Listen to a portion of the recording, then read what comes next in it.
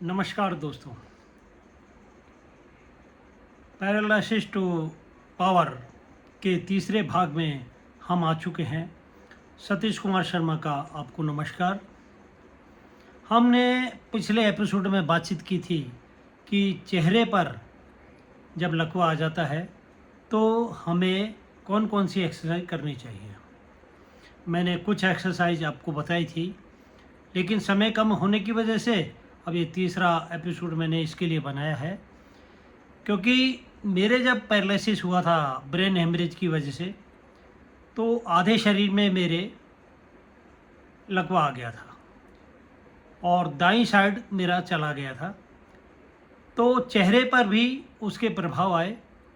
अब भी मैं बातचीत कर रहा हूँ तो आपको कुछ कुछ आपको नज़र आ रहा होगा, लेकिन मैंने स्थिति ये थी कि मेरी बोली तक बंद हो गई थी और मैं बोल भी नहीं पाता था। मैंने प्रयास किया, डॉक्टर साहब ने मेरे ऊपर बहुत काम किया और मैं वापस बोलने भी लगा और बहुत अच्छा बोलने लगा। मैंने उसके बाद 3-4 कार्यक्रमों में एंकरिंग का भी काम किया, क्योंकि मैं पहले से ही कार्यक्रमों में एंकरिंग का कार्य कर रहा हूँ और नाट्य क्षेत्र से मैं जुड़ा हुआ हूँ, संगीत क्षेत्र का मैं शौकीन हूँ। तो ये सब होने के कारण से मेरे अंदर एक अलग ही भाव थे कि मैं निराश कभी नहीं हुआ।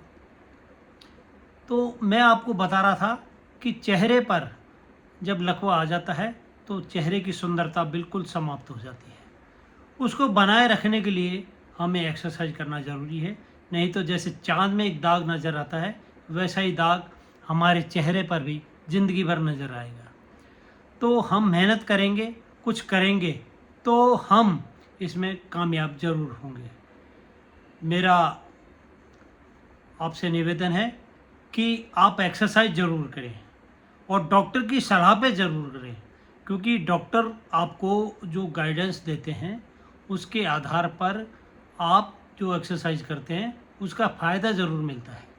लेकिन हम निराश जब हो जाते हैं कि हमको ये लगता है कि मुझको कोई फ़ायदा ही नहीं हो रहा, अब मैं एक्सरसाइज क्यों करूं, मैं डॉक्टर के पास क्यों जाऊं, ये मन के अंदर आता है। और हम कई बार ऐसी स्थिति होती है कि हम डॉक्टर के पास जाना बंद कर देते हैं और घर पर ही एक्सरसाइज करते हैं। और मैं ये बताना चाहता हूँ कि घर पर अगर आप में विल पावर है तो आप घर पे एक्सरसाइज कर सकते हैं, और अगर आपकी विल पावर नहीं है तो आप घर पर 2 दिन 4 दिन तो आप एक्सरसाइज करेंगे, लेकिन उसके बाद उन एक्सरसाइज को आप छोड़ देंगे और उसका नतीजा ये होगा कि आपका शरीर वापस ख़राब हो जाएगा, आपका चेहरा दोबारा ठीक होने की कोई स्थिति में नहीं रहेगा। तो आपको एक्सरसाइज नियमित तौर पे करनी है, चाहे घर पे करें, चाहे डॉक्टर के क्लिनिक पे जा कर के करें, फिजियोथेरेपिस्ट के देख रेख में करें। यही बात मैं आपसे ये कहना आ रहा हूँ कि मैंने मेरे जीवन के अंदर जो ये 18 महीने बिताए हैं, ये मेरे सबसे कठिन जीवन था। और मेरा आप सबको मोटिवेशन देने का यही कारण है कि आप निराश बिल्कुल ना हो, क्योंकि जब निराशा हमारे मन में आ जाती है तो हम बिल्कुल कोई भी कार्य में हमारी रुचि नहीं होती। खाने में, पीने में, किसी से बात करने में, किसी से मिलने में, किसी से भी हमारी रुचि नहीं होती और हम एक बिस्तर पर बैठ जाते हैं और किसी से बात नहीं करते हैं।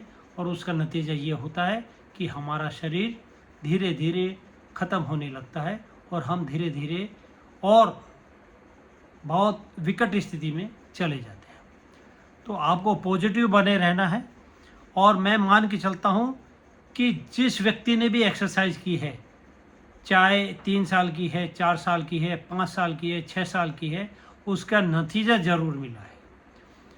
तो आप एक्सरसाइज करेंगे तो उसका नतीजा आपको ज़रूर मिलेगा। अब देखो, मैंने आपको पिछली जो एक्सरसाइज बताई थी उसके बाद आप जो इसके बाद वाली एक्सरसाइज है, अब वो मैं आपको बता रहा हूँ। कई बार क्या होता है कि आपके चेहरे पर, आँखों में लकवे का असर आ जाता है, आपके नाक पे असर आ जाता है, आपके साइड वाले चेहरे पर, गाल पर असर आ जाता है, आपके होठ पर असर आ जाता है। तो ये असर अलग अलग सिम्टम्स के कारण से आता है। दिमाग में जो जहाँ चोट लगती है, जहाँ से क्लॉटिंग होती है या नस फटती है, तो वो कौन सा भाग आपका डेड हुआ है, उसके आधार पर आपके वो सिम्टम्स आते हैं। तो अभी मान लो आपकी आंखें खुली रह गई हैं और बंद नहीं हो रही हैं, तो आपको क्या करना है कि आंखें बंद करने का बार बार प्रयास करना है ऐसे जोर से, और फिर खोलने का प्रयास करना है, बंद करने का प्रयास करना है, खोलने का प्रयास करना है। नहीं होती तो थोड़ा जोर लगा कर आपको प्रयास करना पड़ेगा, और अगर बंद रहती हैं तो आपको उसको खोलने का प्रयास करना है।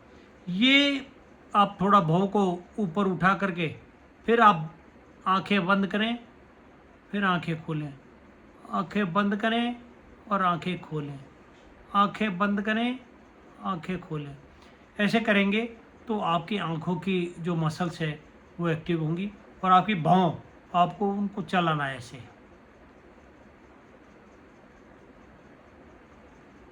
ये भौं चलाएंगे तो आपकी जो मसल्स हैं, भौं के ऊपर वाली जो सारी सिर के पास लगी हुई जो मसल्स हैं वो आपकी सक्रिय होंगी।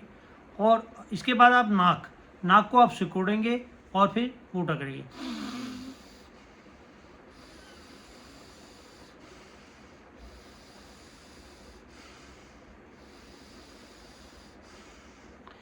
ये सब एक्सरसाइज जो मैं बता रहा हूँ कम से कम 20-20 सेकंड आपको करनी है।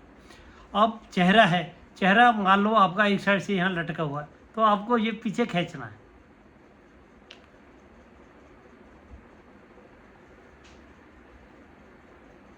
ऐसे आपको 20 सेकंड ये चेहरा इधर से खींचना है, 20 सेकंड इधर से भी खींचना है। फिर ये चेहरा जब खिंच जाएगा तो फिर वापस आप ऐसे ऐसे करेंगे। ये मसाज एक प्रकार से हो जाती है। चेहरे की मसाज आपको नीचे से ऊपर की ओर करनी है, न कि ऊपर से नीचे। ऊपर से नीचे लाएंगे तो आपका चेहरा खराब हो जाएगा, आपको नीचे से ऊपर की ओर ले जाना है हाथ को, ऐसे।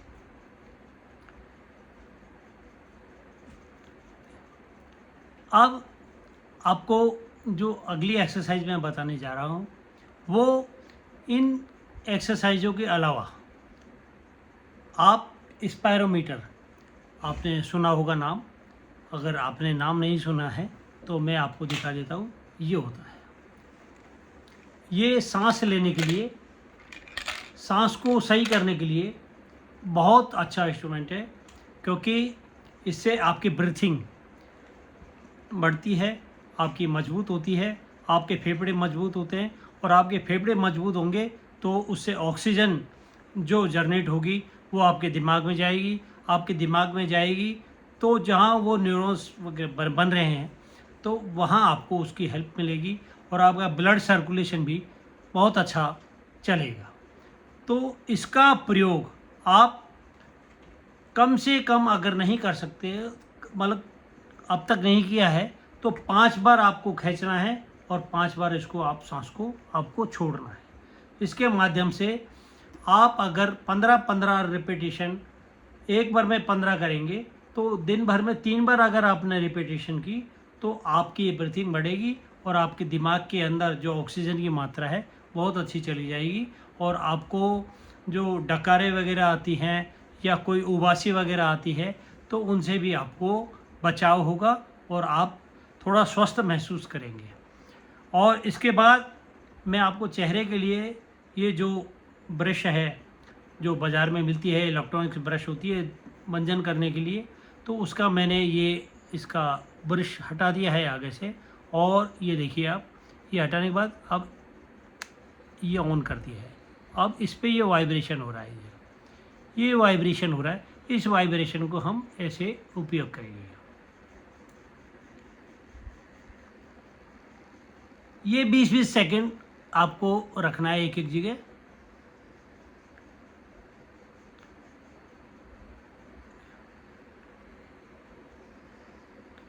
ये आप करते रहेंगे तो आपको मैं बता रहा हूँ निश्चित तौर पर आपके चेहरे पर धीरे धीरे धीरे ग्लो आने लगेगा, और आपका चेहरा वापस ठीक होने लगेगा और आपकी ज़बान है, जो आपकी आवाज़ है, वो बिल्कुल ठीक होने लगेगी। पर एक दिन में नहीं होगा ये सब कुछ, धीरे धीरे आपको करना पड़ेगा। 2 महीने, 4 महीने, 6 महीने, साल भर भी लग सकता है, तो आपको ये करना पड़ेगा। आपको रुकना नहीं है। कहीं आप ये डर जाओ कि साहब इतना लंबा समय मैं कैसे कर पाऊँगा। देखो, आपके जो ये बीमारी हुई है पैरालिसिस, ये कोई आसान बीमारी नहीं है। इसे लड़ना पड़ता है और इसको हराना पड़ता है। अगर इसको आपने नहीं हराया तो ये आपको हरा देगी और आपकी ज़िंदगी ख़राब कर देगी। तो इसलिए आपको ये सब काम आपको करने पड़ेगी। अगर ये आपके पास नहीं है तो बाज़ार में ये मसाजर मिलता है। इस मसाजर को आप यहाँ से नीचे से खोलेंगे और इसको खोल करके ऐसे यहाँ से इस प्रकार से आप मसाज करेंगे। ये अधिकतर ब्यूटी पार्लरों पर काम आता है, पर आप भी इसका उपयोग कर सकते हैं, क्योंकि छोटे शहरों में और अगर कोई सुविधा नहीं मिल रही तो आप ऐसे इन मसाजरों का उपयोग कर सकते हैं। और इससे आगे अगर आप जाना चाहें तो ये मार्केट में आपको अगर ऑनलाइन वगैरह भी आप मंगाना चाहेंगे, इंस्ट्रूमेंटर है मसाजर की टाइप का, तो ये इलेक्ट्रिक शॉट एक प्रकार से आपको देता है। ये आप यहाँ पर 1 पॉइंट 2 पॉइंट करके आप यहाँ लगा सकते हैं। जैसे मैंने आपको ये वाला है, ये यहाँ से ऑन होगा और ये ऑफ होगा, तो इसको आप यहाँ ऑन ऑफ करके लगाएंगे तो ये आपको यहाँ ये मसल्स को स्टिमुलेट करेगा और आपको इसका फ़ायदा मिलेगा।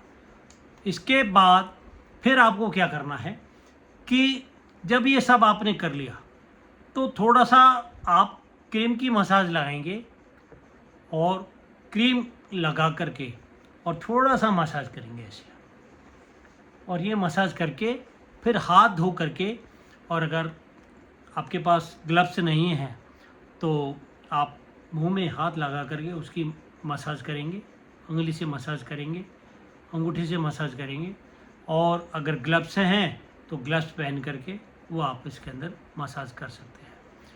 अगर ये मसाज करेंगे जैसे मैं बता रहा हूँ आपको,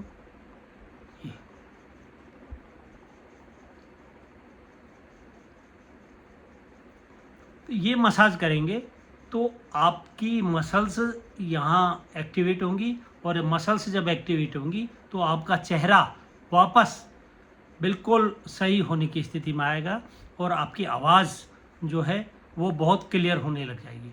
और फिर मैं आपसे एक बात और कहूँगा कि आप इसके बाद कोई अखबार पढ़ें, कोई कहानी की किताब पढ़ें, या कोई मोबाइल पर आप कोई कहानी पढ़ रहे हैं तो उसको ज़रूर पढ़ें। केवल सुने सुने नहीं, उसको पढ़ना ज़रूरी है, स्पीच देना आपको ज़रूरी है। छोटा मोटा भी पैराग्राफ पढ़ें आप और उनको शुद्ध बोलने का प्रयास करें, और आप शुद्ध बोलोगे तो निश्चित तौर पर आपकी जो आवाज़ है वो क्लियर होती जाएगी और आप बिल्कुल ठीक होती जाएगी। अगर आपको मेरा ये एपिसोड पसंद आ रहे हैं तो आप कमेंट में ज़रूर लिखें, क्योंकि मैं केवल आपकी हेल्प के लिए ये सब एपिसोड बना रहा हूँ, क्योंकि मैंने जो भुगता है मैं चाहता हूँ कि आप ना भुगतें। क्योंकि कई बार क्या होता है कि आदमी सब कुछ जानते हुए भी कुछ नहीं करता है, और जब नहीं करता है तो उसका नुकसान ये होता है कि वो अपने शरीर से तो परेशान होता ही होता है, उससे उसका परिवार परेशान होता है और उसके मिलने वाले सब परेशान हो जाते हैं। जब ये सब होता है तो घर का वातावरण बिल्कुल बिगड़ जाता है। तो इसलिए मेरा आपसे निवेदन है कि आप खुद प्रैक्टिस करें और घर वालों का सहयोग करें, जिससे कि आप बहुत जल्दी स्वस्थ होंगे। बहुत बहुत धन्यवाद। मैं आपसे एक बार ये ज़रूर कहूँगा कि आपको पसंद आ रहा है मेरा चैनल तो आप सब्सक्राइब करें और बेल आइकन को ज़रूर दबाएं, और कमेंट में आप कुछ लिखना चाहें, मुझसे कुछ पूछना चाहें तो आप मुझसे ज़रूर पूछिएगा, मैं उसका उत्तर देने का प्रयास करूँगा। अगर मैं नहीं दे पाऊँगा तो मेरे डॉक्टर साहब से उनसे बातचीत करके मैं आपको उस जवाब को दिलवाने का प्रयास करूँगा।